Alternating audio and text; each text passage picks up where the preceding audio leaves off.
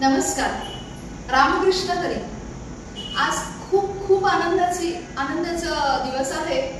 काल 18 जून रोजी तुकाराम महाराजांची पालखी पंढरपुराकरता प्रस्थान झाली. खूप आनंद सोहळा बघून डोळे अगदी मनमोहक झाले. त्याचबरोबर आज 19 जून रोजी ज्ञानेश्वर माऊलींची पालखी प्रस्थान झाली पंढरपुराकरता. आषाढी एकादशी पर्यंत आता हा सोहळा चांगलाच खूप सुंदर आनंदाचा सोहळा रंगणार.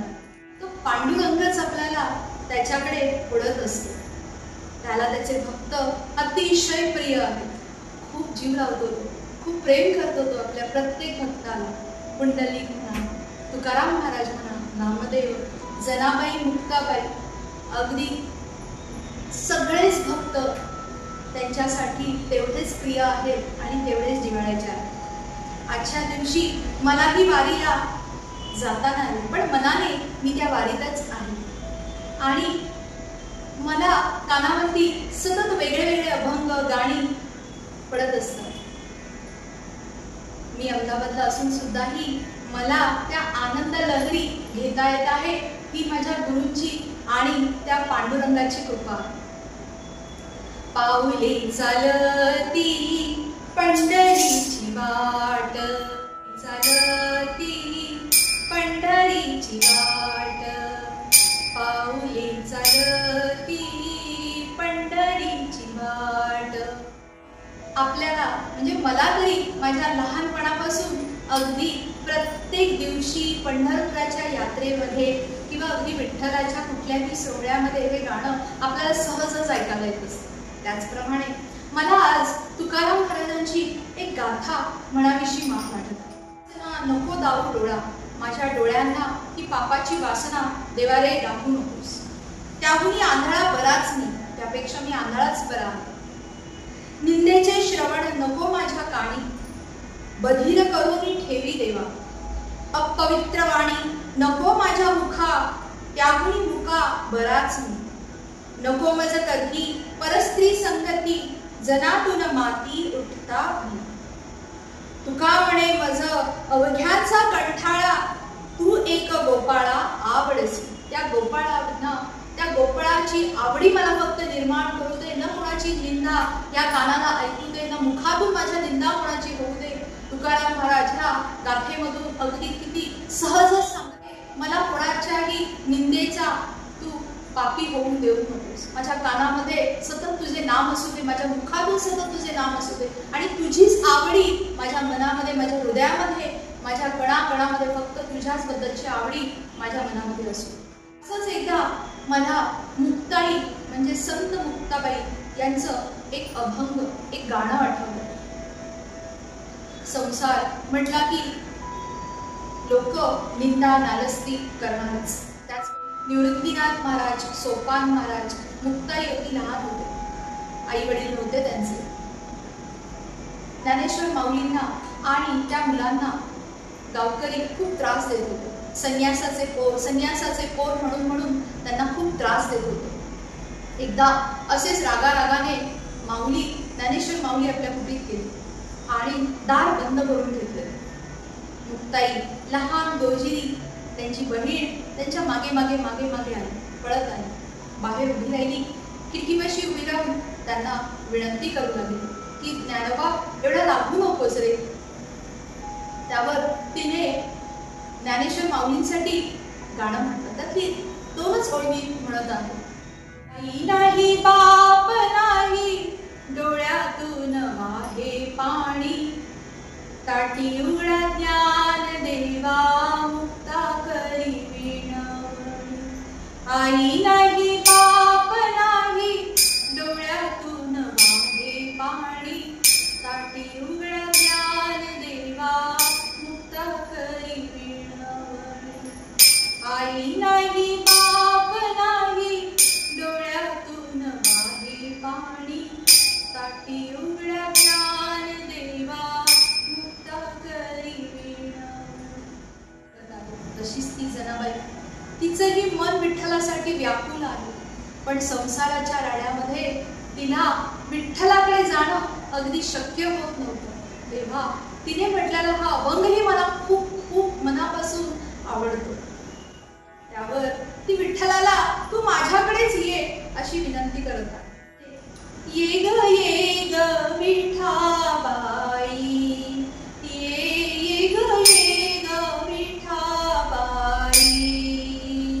माझे पंढरीचे आई ग, माझे पंढरीचे आई. ये ग विठाबाई, ये ग विठाबाई.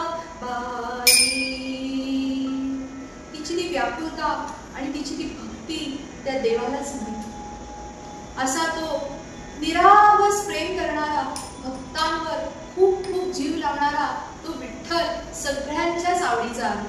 महाराष्ट्र म्हणू नका, कर्नाटका, केरळ, आंध्र प्रदेश, गुजरात, सगळीकडे फक्त भारतातच नाही तर भारताच्या बाहेरही सर्व जगामध्ये तो विठू माऊली आपल्या हृदयात बसलेला आहे. तर अशा त्या विठू माऊलीचं एक गाणं मला खूप मनापासून आठवतं. अगदी प्रत्येक दिवशी मला त्याचं हे गाणं.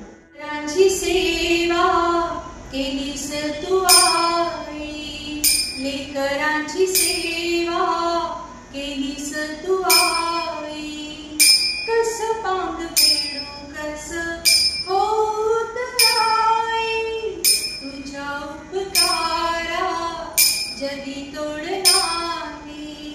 ओ वाढीन जीव माझा सावळ्या विठाई, विठ्ठला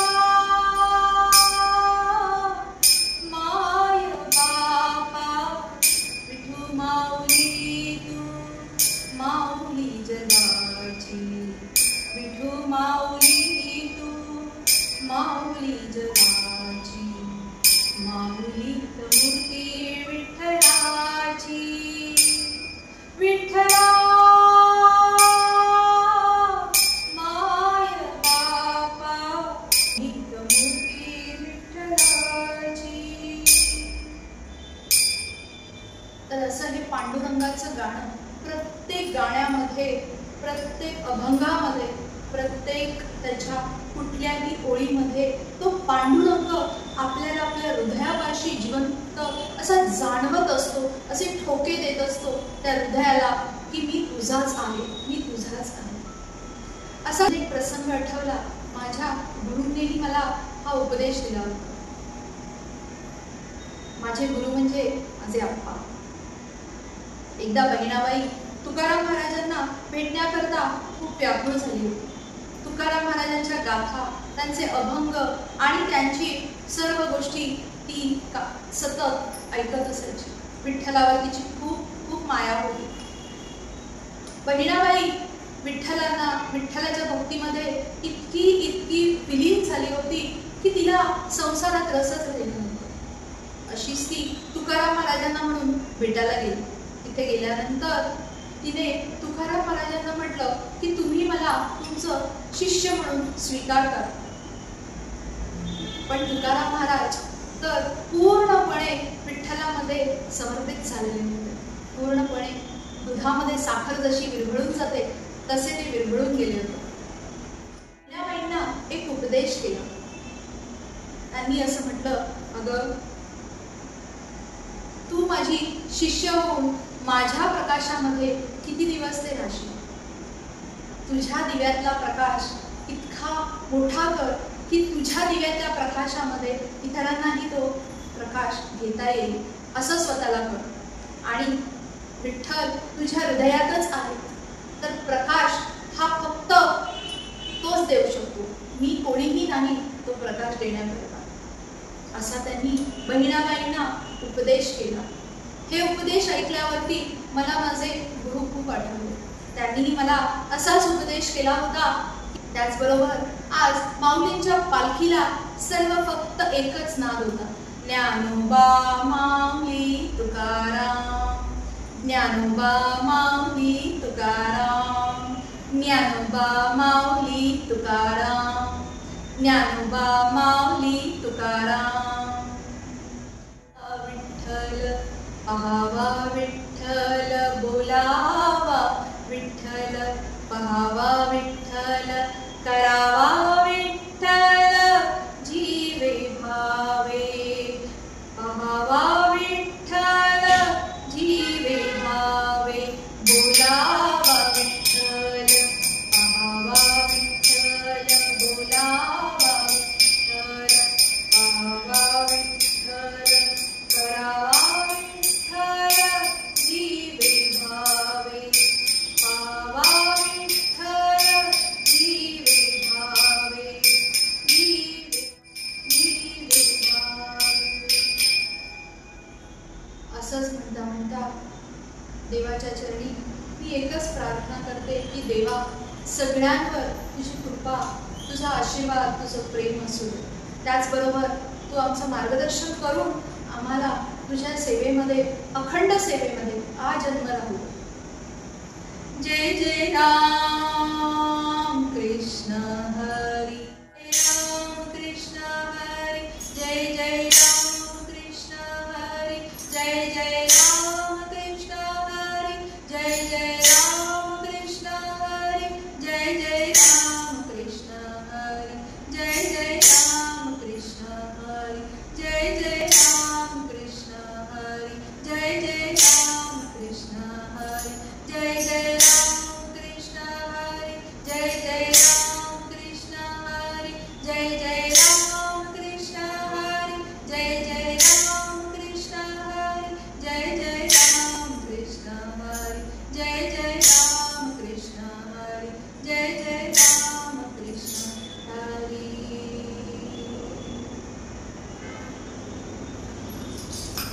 पुंडलीक वरदे हरी विठ्ठल.